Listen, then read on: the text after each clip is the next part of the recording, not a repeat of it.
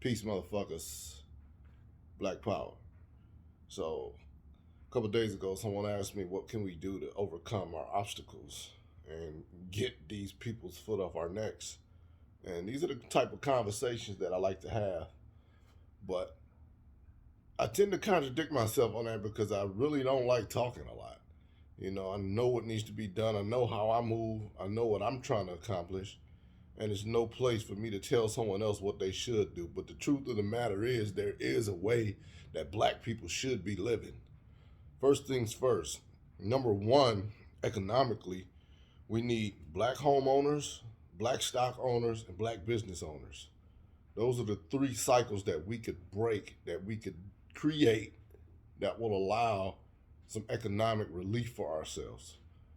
Um, those three things right there are break colonization in a major way. Not all the way, but in a major way. The second thing is spiritually. Spiritually, you need to let go of Christianity, Islam, and Judaism. The Abrahamic religions, one would say. Because none of these motherfuckers ever existed. And if they did ever existed, the inconsistency in the stories and in the scriptural text suggests that we were bound to do great things regardless, and that God is an evil God and not a good one. So I get sick when people send me good morning memes or pics saying, may the Lord bless you today, or happy Friday, or happy Monday, or may God show you favor. I hate that. Nonetheless, I don't say anything if it's family because I know where they come from. But the truth of the matter is, what I want to say is, don't send me that shit. But nonetheless, spiritually, that's the second thing. We need to break all religious ties. And if we can't get back to our own African culture, which I'm an advocate for, I'm an advocate for all things Africa. I'm a black man in America who thinks Africa is better than America. I think there's nothing that America can do that will be greater than what Africa can do or produce.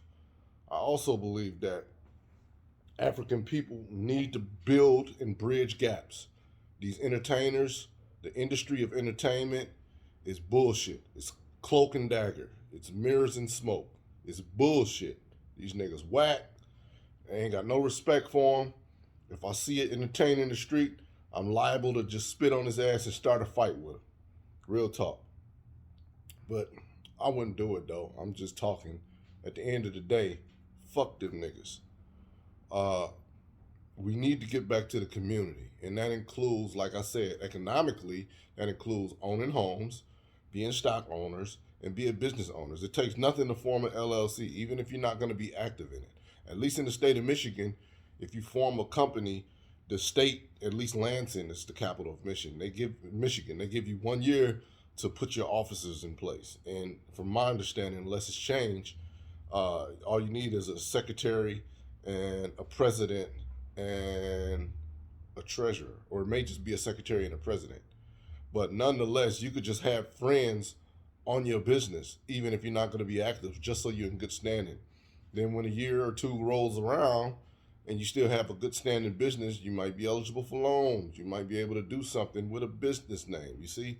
So that's a good way to break the colonization in terms of economics.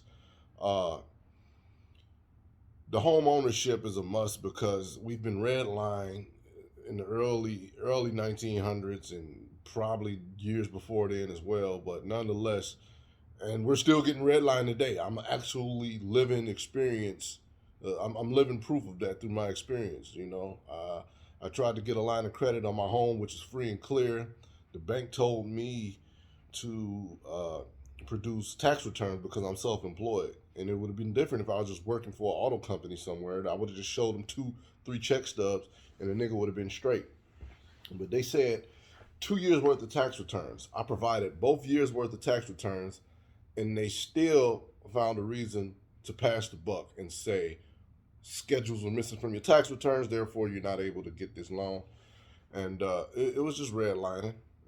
They're not going to say it's redlining, but when you live it and you know what you're doing and your credit is good and you still can't get what you need, I mean, at the end of the day, you know what it is. And I even know how these businesses work. I mean, they're more likely to give a nigga $1 million in credit before they give him $1 million cash. So that's just the way the system is set up in North America, in the Western world, so to speak. Uh, Global South, totally different. Global South, the undeveloped countries that have all the potential, are operating much slower and much more minute. And that's why they're so much more valuable in my eyes, because the opportunity for development is still there. And although it's not untapped, because you got China, you got England, France, Russia, you got all these nations in Africa building highways, building cities and buildings and hospitals, this, that, and the third. But the amount of land that you have there to be developed is so great, because first off, if you look at a globe, Africa isn't in proportion to what it really is in terms of its landmass. So, um, for those who don't know, Africa could fit damn near every nation in this world inside its continent, um, or not nation, I should say, continent. They could fit all the other continents within the continent of Africa. Um, Nonetheless, this is why it's so valuable to me, and I'm so gung ho on producing literature in the forms of videos. By all means, I'm not an editor. I'm not trying to edit nothing. I'm not trying to win a Pulitzer. I'm not a journalist or anything of that nature. This is just one black man who's oppressed, who's expressing his views, but who is still liberated in his spirit. I'm God. In my spirit, I'm God, and ain't no one fucking with me, and that's just what it is. And all of these things that I'm named in terms of business owners, homeowners, and stock owners, I'm all of that, you know. But that's just the economic side of the thing. You still need to break free, culturally, by letting go of religion and changing your diet, and also exercise, diet and exercise. It's not an Islamist thing. A lot of people don't even know that the the no meat thing is actually a old a Jewic law, or Judaism. Damn, why am I tripping like this with these words? Judaic law. It comes from Judaism or Judaism. The not eating meat and the proper diet. I think it may even be just Sharia law by itself may have had its origins in Judaism. I may be mistaken on that, but nonetheless, the point I'm making is it's a pecking order. It's Judaism, it's Christianity, and it's Islam. But at the end of the day, that could be interchanged depending on what internal religion you're a part of. If you're in Islam, you're going to say Islam is first, and then Christianity is second, and then Judaism is third. It could be all interchangeable, and that's the secrecy and uh, magic of the occult, and being able to take events in chronology and events in time and twist them to fit your agenda as a group of people, as a man. And that's what man has done since the beginning of time. So nonetheless, once we break that spiritual chain, that's, not drinking, not smoking, not eating meat, exercising. I know I sound like a Muslim, but I'm not. I'll never be a part of Islam, although I respect the way they have their community. Their community is a little bit more strong in terms of revolution than a lot of Christians are. Um, but the Christians and Jews are gangsters too. The Jews are the gangsters in secret, and the Christians are just gatekeepers of the Jews. And in a way, Islam is the gatekeepers of Judaism too. Nonetheless, these cycles need to be broke, man. And it's nothing to form a business and, just get that out the way. The home ownership may be a little bit more challenging, but if you're able to save money, they have homes that you can get for 10, 15,000. You may put 30,000 of work into them, but you could do some bare minimum, pay 10, 15,000, you know, do something to live in it. You may have to break some laws and not live in it while it being up to code, but do some basic plumbing, this, that, and the third. And if you got steady income, then you could, go ahead on and get it fixed one day. But nonetheless, uh, the point I'm making is that that person asked me, like, you know, what can we do to break these cycles? And I think she worked in a beauty salon, and I didn't want to go after her, but at the end of the day, image and self preservation is important. You know, if you putting fake weave in your hair, and your hair is naturally curly and nappy, which is a beautiful thing, and you're making it straight, then that's self hate. Then that's the hold of religion that it has on you that you may not even be able to see or understand because you're inside of it trapped. It's not until you become untrapped that you see, damn, Christianity was making me think that I look good with red hair and a bum ass lace front. You feel me? And niggas was on you because niggas, you know, niggas want that pussy. But at the end of the day, you get rid of the weave and love yourself, go natural. Your whole mentality will change, you know, in a lot of ways. I'm not saying you're going to make a complete 360, but you will start to see evidence, measurable evidence of a better life for yourself. And that's been my experience. That's been the experience of those in my craft and those who I see and those who um, I surround myself with. I just follow them. And I really don't follow anyone for real, but I do follow people. So life is all about contradicting. You don't have to mean everything you say and say everything you mean. But at the end of the day, you know, I was telling her that she's on the on the wrong side of the game because while I can't knock your family having a business that provides food for you and brings you know food to your table and puts money in your bank account where you're able to pay your bills and live a decent life, I can't knock that. But spiritually, if you look at it, this is how it's tied spiritually, because if you look at it and think about it, you're on the wrong side of the game selling this bullshit to our people. Just like dope dealers are making money, but they're on the wrong side of the game selling this shit to our people. They could do a lot of good, but if their money is tainted, then what the fuck, you know? But I understand that a lot of us are just trying to make it out here because the system has been so rigged and the playing field is not even. At the end of the day, I'm a builder, so I'm on the right side of the game because everyone needs homes built, you know, but everyone don't need a weave. Now, if you was a beauty supply store that sold only natural hair products, then that may be different. And that's what all you promoted, and that's what all your goal was for.